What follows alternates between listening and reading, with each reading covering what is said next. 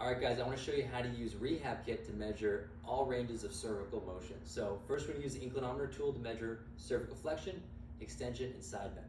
So first thing we're going to do, let's line up the phone vertically on their head here. And we're going to line it up with the nose. Hit start, let's flex forward. And stop, back up to neutral. Start, let's look up. Stop, back to neutral. Then we're going to turn the phone this way to measure side bend. So let's go right ear to right shoulder. Stop, back up. Start, stop. All right. So we got all those measurements in there. We can look back at those and chart them later. Now we're going to go to the rotation tool to measure cervical rotation.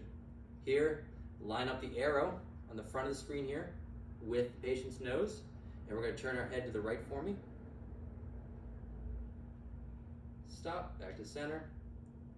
Start, back to the left. Stop, back to neutral.